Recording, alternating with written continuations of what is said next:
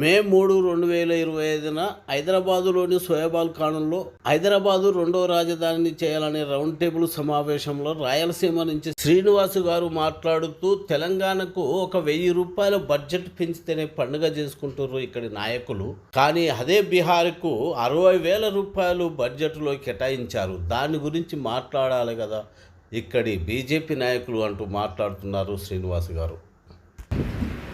అధ్యక్షత వహిస్తున్నటువంటి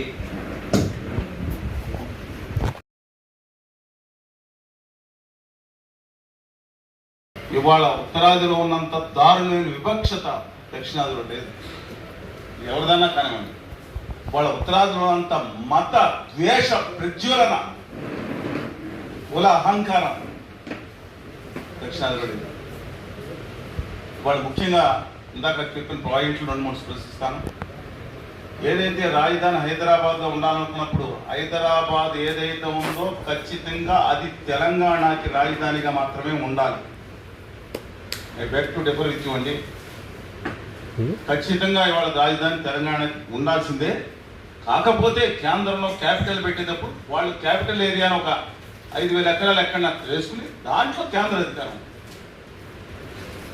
point very, ఎందుకంటే దిస్ షుడ్ బి క్లారిఫైడ్.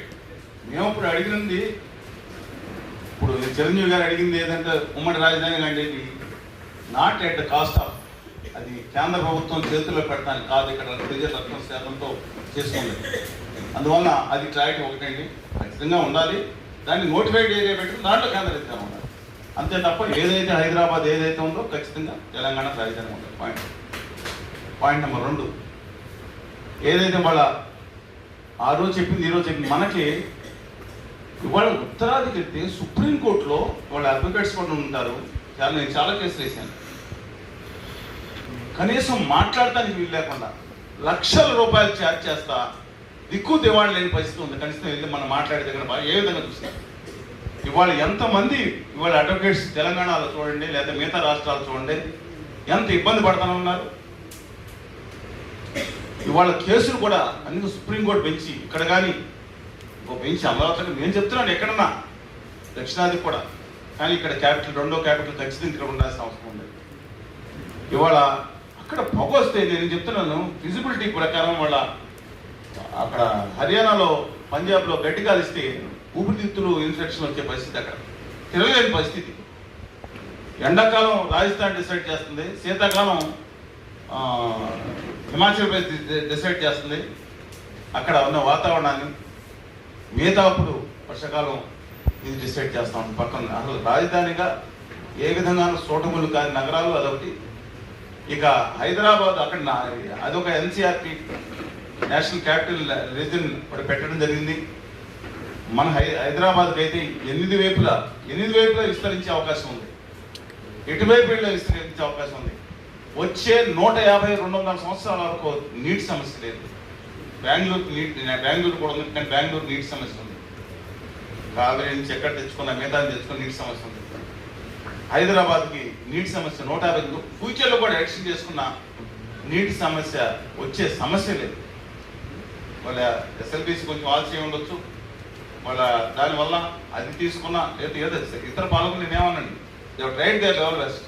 అందువల్ల అన్ని విధాలుగా ఇది ఒక వాతావరణ రీత్యా, నీటి రీత్యా అద్భుతమైన ఇక్కడ పనితనం ఉన్న యువత రీత్యా, అవైలబిలిటీ ఆఫ్ వర్కింగ్ క్లాస్ అందరి రీత్యా కూడా ద బెస్ట్ ఆఫ్ క్వాలిటీ. దాంట్లో ఇక అన్యాయాల గురించి చెప్పాల్సి వస్తే నేను స్పష్టంగా నిన్న బడ్జెట్ గురించి చెప్తానండి. నాకు ఎందుకో హైదరాబాద్లో మొన్న పండుగ చేసుకుంటున్నారు, మోడీ గారికి పాలాభిషేకాలు చేస్తున్న రైల్వే బడ్జెట్ వచ్చినప్పుడు ఒక్క విషయం మీరు గమనించమనండి. తెలంగాణకు పెంచిన కావాలి నెట్లో కొట్టుకోండి, 1 కోటి రూపాయలు పెంచితే ఇవాళ దిక్కుమాలిన కొన్ని పత్రికల్లో మీడియాలో రికార్డు బడ్జెట్ అనేసి చప్పట్లు చేసుకుని పండుగ చేసుకున్నారు. 5,227 నుంచి 1 కోటి రూపాయలు పెంచింది బడ్జెట్. మీరు చెప్పింది నేను చెప్పింది మీరు లెక్క చూసుకోండి.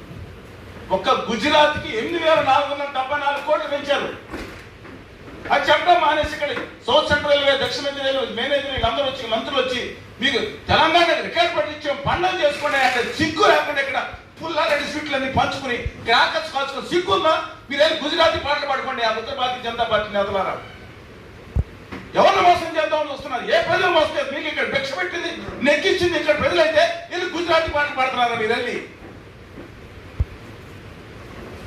ఈ సంవత్సరమే ఒక్క గుజరాత్ మహారాష్ట్రకి 41,000 కోట్ల రూపాయలు బడ్జెట్ ఇచ్చి, అది కాకుండా మోడీ గారు అద్భుతమైన ప్రాజెక్టుకి 19,127 కోట్ల రూపాయలు ప్రాజెక్ట్ పెడితే 60,000 కోట్ల రూపాయలు అక్కడ ఇచ్చుకునే వాళ్ళు 5,300 కోట్ల రూపాయలు ఇచ్చి ఇక్కడ పండుగ చేసుకోమంటున్నారా? ప్రజలకు తెలపవా? 95% ఎందుకు తెలపో? 10 ఏంటి నాకు అర్థం కాదు. మూడోది మన local employees, south central employees issue వచ్చింది. దాని మీద పత్రికలు చూస్తుంటారు, అన్ని పత్రికలు వచ్చింది. దేశంలో అన్ని రైల్వే జోన్స్ లోకల్గా రిక్రూట్ చేస్తాయి, సౌత్ సెంట్రల్ మాత్రం ఇండియా మొత్తంగా రిక్రూట్ చేస్తున్నారు. ఏంటండి నాకు అర్థం కాదు. Absurd non sense. నేను చెప్తాను ఖచ్చితంగా నాన్ సెన్స్. దాని గురించి కేంద్రం అంతా ఢిల్లీ వెళ్ళొచ్చాను, ఇక్కడ కూడా సమావేశం పెట్టాను. సౌత్ సెంట్రల్ అంతా ఉంది కాబట్టి ఇంకా జోన్ అక్కడ ఏర్పడుతుంది. దాని గురించి లీగల్ నోటీస్ పంపిస్తే అప్పుడు లోకల్ చేశారు. దాంట్లో కూడా వాళ్ళు మీరు గమనించండి, ఇంతకుముందు ఉన్న లోకల్ పైలట్స్ కానీ ఇక్కడ జరిగిన రిక్రూట్మెంట్లో 470 మంది రిక్రూట్ అయితే 442 మంది కేవలం ఉత్తరాది రాష్ట్రాలు వచ్చారు, మిగతా వాళ్ళు దక్షిణాది రాష్ట్రాలు. అందులో మిగతా స్థిరపడి ఉత్తరాది నాకు అర్థమే అవ్వట్లేదు. అబ్సల్యూట్గా అసలు అర్థం అవ్వట్లేదు. మీరు అనేక దేశాలు చాలా మంది తిరుగుంటారు. ఇవాళ సెంట్రల్ మీ సిఎస్ఎఫ్ కానీ సిఆర్పిఎఫ్ కానీ పథకాలు చూసుకుంటారు కదా, 90% అక్కడ వాళ్ళు ఉన్నారు, ఇక్కడ వాళ్ళు ఎందుకుంటలేదు?